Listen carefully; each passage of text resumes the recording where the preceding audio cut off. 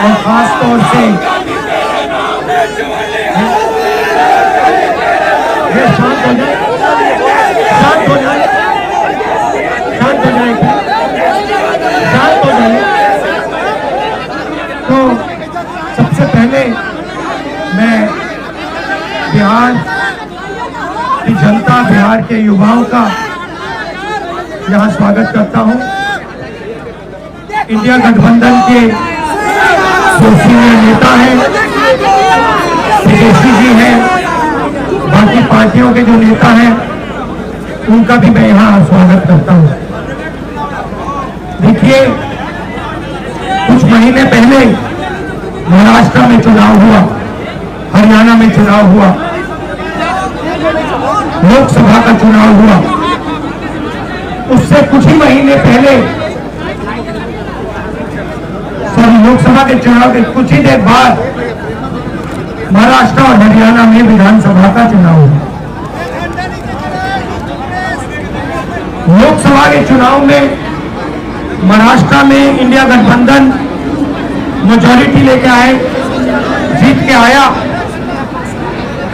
और विधानसभा के चुनाव में कुछ ही महीने बाद इंडिया गठबंधन बुरी तरह हारा।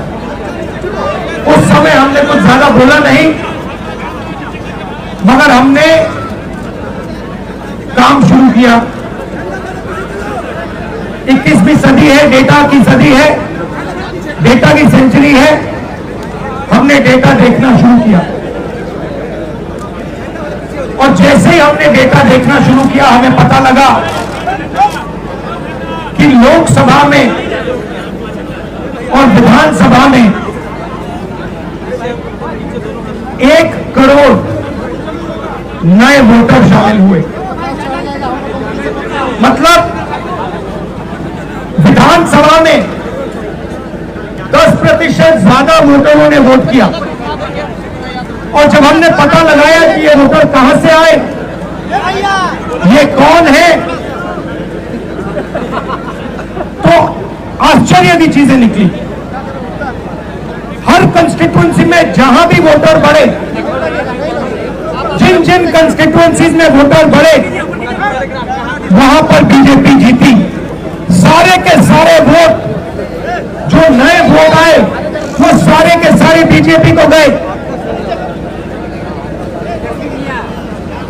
एक बिल्डिंग में 4000, 5000 वोटर रजिस्टर हुए। गरीबों के वोट काटे गए। और जब हमने इलेक्शन कमीशन से कहा कि आप हमें वोटर लिस्ट दीजिए, आप हमें वीडियोग्राफी, जो हर पोलिंग बूथ पे वीडियो लगा हुआ है, वो दीजिए, इलेक्शन कमीशन बिल्कुल शांत हो गया, चुप हो गया, एक शब्द नहीं कहा। एक बार नहीं, अनेक बार हमने उनसे कहा कि देखिए, कानून कहता है कि हमें वोटर लिस्ट दी जाए, कानून कहता है कि वीडियोग्राफी हमें दी जाए। आज तक महाराष्ट्र की वोटर लिस्ट हमें नहीं मिली। वीडियोग्राफी का कानून बता दिया क्योंकि वो सच्चाई छुपाना चाहते हैं। यहाँ पे हम आए हैं, 7 मूर्ति हमारे पीछे है। यहाँ लोग शहीद हुए, संविधान के लिए शहीद हुए, और संविधान में लिखा है कि हिंदुस्तान के हर नागरिक को, चाहे वो किसी भी जात का हो, किसी भी धर्म का हो, हर नागरिक को एक वोट मिलना चाहिए। इलेक्शन कमीशन, मैं आपको साफ बोल रहा हूं, और आप जानते हो, मैं बिना बात को समझे, बिना गहराई में जाकर मैं नहीं बोलता हूं। मैं हिंदुस्तान की जनता को और बिहार की जनता को कह रहा हूं कि महाराष्ट्र का चुनाव चोरी किया गया था, और जैसे महाराष्ट्र का किया गया था, वैसे ही बिहार का चुनाव चोरी करने की कोशिश की जा रही है। देखिए, उन्हें पता लग गया कि हमने महाराष्ट्र का मॉडल समझ लिया है, इसीलिए वो हम नया बिहार मॉडल लाए हैं। और मैं आपको साफ बताना चाहता हूं कि ये गरीबों का वोट छीनने का तरीका है। ये और मगर ये इन लोगों को मालूम नहीं है कि ये बिहार है, ये बात समझे नहीं है, ये बिहार है और बिहार की जनता ये कभी नहीं होने देगी। हमारे लोग इलेक्शन कमिश्नर से जाके मिले,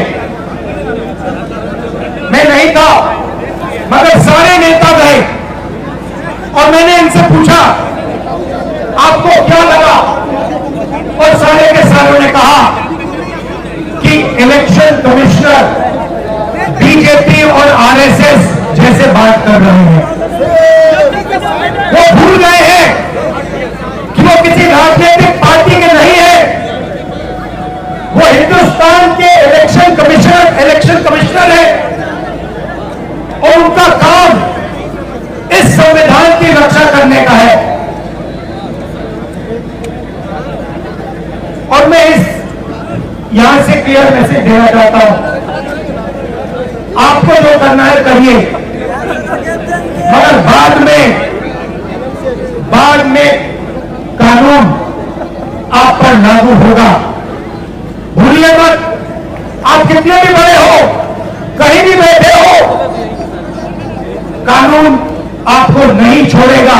मैं आपको गारंटी दे रहा हूं कि कानून आपको नहीं छोड़ेगा।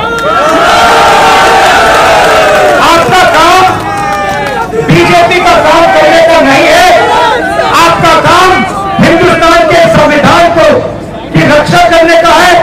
आपका काम बिहार की जनता का जो वोट है, बिहार की जनता के दिल के अंदर जो है उसको पूरा करने का है, और आप अपना काम नहीं कर रहे हो।